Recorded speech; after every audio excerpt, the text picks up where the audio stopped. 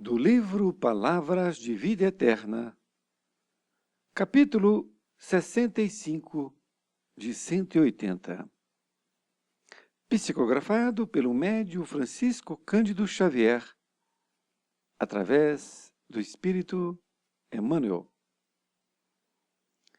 65. Defesa. Quando, pois, vos conduzirem para vos entregarem, não estejais solícitos de antemão pelo que haveis de dizer, mas o que vos for confiado naquela hora, isso falai, porque não sois vós os que falais, e sim o Espírito Santo. Jesus, Marcos 13, 11. Se tens a consciência tranquila no cumprimento do próprio dever, guardas em ti mesmo cidadela e refúgio. Não te percas em conflitos inúteis, nem te amaranhes nas explicações infindáveis. Acusado de mistificador, responde com devotamento à verdade.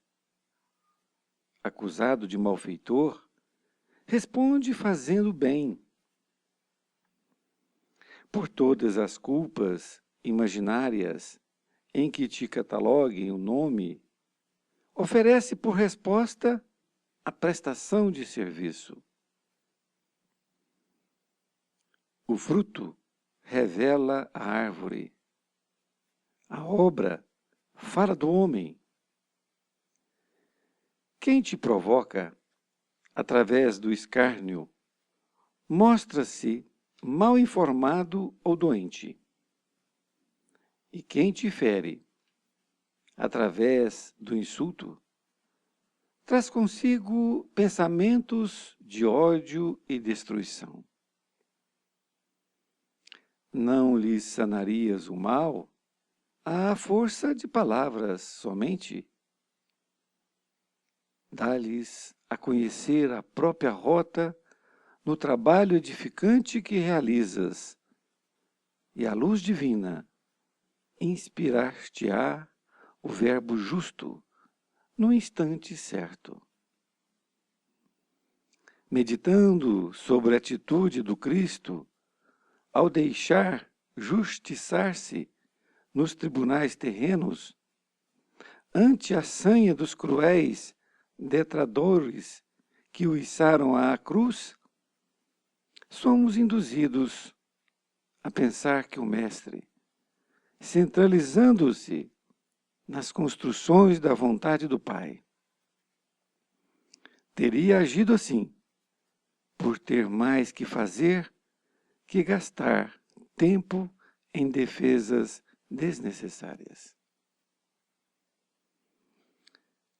Querido amigo, querida amiga, que bom estarmos juntos em mais uma maravilhosa lição deste livro, Palavras de Vida Eterna.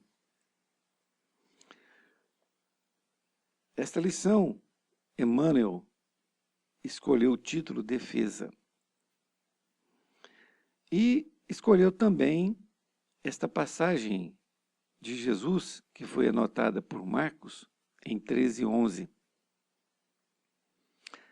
Quando Jesus disse para seus discípulos, a mensagem aqui fica bem claro que Jesus estava falando para seus discípulos que iriam levar a boa nova, ou seja, o Evangelho de Deus, o Evangelho de Jesus, para todos os povos. Porque Jesus estava preparando-os para depois da sua morte, não é? Então, Jesus diz assim: quando, pois, vos conduzirem para vos entregarem, não estejais solícitos de antemão pelo que haveis de dizer, mas o que vos for confiado naquela hora. isso falai. Porque não sois vós os que falais, e sim o Espírito Santo. Vamos aqui entender o que Emmanuel está querendo nos falar. Ou melhor, Jesus, aqui na sua passagem, não é? Então, quando, pois, vos conduzirem para vos entregarem, isto é, quando vos chegar até uma pessoa ou diversas pessoas para falar alguma coisa, então seja diante de uma plateia, seja diante de um amigo, que você tem uma coisa importante para dizer, não é? Que você não seja solícito de antemão pelo que haveis de dizer. E isso muitas vezes acontece, porque nós ficamos ali maquinando como dizer aquilo. E muitas vezes nos perdemos nas palavras, não é?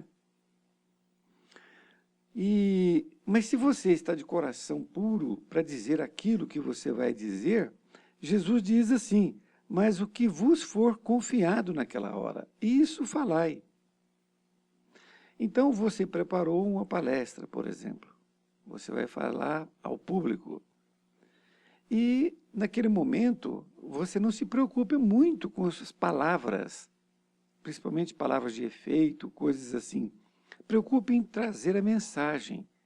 Porque naquele momento, muitas vezes você vai deixar de falar algumas coisas e vai falar outras, porque você vai estar intuído a falar coisas que o público está precisando, porque a espiritualidade sabe disso, não é? Então, por isso que ele disse, mas o que vos for confiado naquela hora, ou seja, naquele momento, a espiritualidade está confiando em você, que você diz aquilo que eles estão te inspirando. Então ele diz, isso falai, porque não sois vós os que falais, e sim o Espírito Santo. Então você está recebendo a intuição naquele momento, para que você possa ajudar uma pessoa, diversas pessoas, não é? Então é isto que é importante nós percebermos, que naquela época Jesus já tinha nos deixado esta lição, para que nós possamos nos preparar para falar, seja em público, seja para uma pessoa, mas que nós tenhamos a convicção de que sejamos ali, naquele momento, intuídos. Porque naquele momento nós pedimos para que sejamos intuídos e somos atendidos, que é muito importante. E Emmanuel então começa a discorrer, inclusive, indo mais além, porque ele diz assim, se tens a consciência tranquila no cumprimento do próprio dever, guardas em ti mesmo cidadela e refúgio. Então, se aquilo que você tem, a tranquilidade da sua consciência de que você está querendo fazer o bem para a pessoa, você guarda em ti a sua tranquilidade, não é? O refúgio em si mesmo. Continua dizendo, não te percas em conflitos inúteis, nem te amaranhes nas explicações infindáveis. Isto é muito interessante, porque nós encontramos pela frente muitas pessoas que elas não querem ter um entendimento, elas não querem que você as ensine para poder sair da ignorância. Pelo sorriso sarcástico da pessoa você percebe. Ela te faz perguntas, por exemplo, não é? Na verdade, ela está querendo que você fique encambrunhado, que você perca ali o raciocínio lógico para querer dizer que você é uma pessoa que não é verdadeira, não é? Então, isso acontece muito. É preciso que nós nos guardemos quanto a isso, porque ela não quer explicação. E quando você perceber isto, você não vai gastar tempo com ela. Você pode dizer para ela, um dia você vai chegar, não é, a esta conclusão, quando você quiser, não é? Não adianta você querer explicar. E ele diz, continua dizendo, acusado de mistificador, responde com devotamento à verdade. Então, se você for acusado de mistificador, você continue na sua verdade, tranquilo. Não se deixe modificar pelo que o outro está falando. Não seja reativo, não é? Então, não se coloque em posição menor. Acredite mais em você, no que você está falando, no que você está estudando, você está entendendo, não é? Então, você tem que ter a tranquilidade de não ficar aceitando a acusação de mistificador. Você não aceita, simplesmente. Mas você também não vai degladiar com o outro. Continua dizendo, Emmanuel, acusado de malfeitor, responde fazendo bem. Olha, as pessoas que acusam são exatamente as pessoas maléficas, porque elas acusam exatamente para querer desestabilizar o outro. Então ele te acusa de uma pessoa do mal. Mas você vai fazer o quê? Continua a fazer o bem. Continua dizendo, por todas as culpas imaginárias em que te cataloguem o nome, oferece por resposta a prestação de serviço. Então, haverá pessoas que vão listar imensas coisas, não é? Que você foi culpado. Imaginárias, naturalmente, não é? De coisas que você não fez, mas vão atribuir a você. Mas você oferece a prestação de serviço. Você continue ali a revelar. Aqui me lembro de Chico Xavier, porque ele foi difamado pela Igreja Católica, na pessoa do bispo e outras pessoas, de diversas vezes. Mas ele foi continuando a trabalhar, levando ali o amparo para os pobres, alimento espiritual, alimento material, e o seu trabalho falou por si mesmo, não é? Diante disso, a igreja viu-se impotente de continuar falando mal de Chico Xavier, não é? Emmanuel diz, o fruto revela a árvore. E é uma grande verdade, parece uma coisa muito simples, né? Mas é simples mesmo, porque se você vai pegar uma laranja, é porque é um pé de laranja, não é? Você não vai colher, como diz a parábola de Jesus, né? Uma maçã, por exemplo, de um pé de laranjeiras, não é? A obra fala do homem, e é verdade. Aquilo que você faz é que vão lembrar de você um dia. Quem te provoca? Aí, agora vamos falar aquilo que a gente já até comentou anteriormente. Quem te provoca através do escárnio mostra-se mal informado ou doente. Olha, então, se a pessoa está escarnecendo de você, é aquele sorrisinho que muitas vezes a gente percebe na pessoa, ele está mal informado ou doente. Então, ele ignora, alguém passou para ele uma informação errada, ele aceitou aquela informação, ou então ele está doente. Doente no sentido de estar enveredado no mal, não é? Continua dizendo, e quem te fere através do insulto, traz consigo pensamentos de ódio e destruição. Então, aquela pessoa que te insulta, não é, que te xinga, de fala, blasfema, ela está trazendo pensamentos de ódio e destruição. Então, o pensamento dela é esse. Ela quer destruir aquilo que é o bom.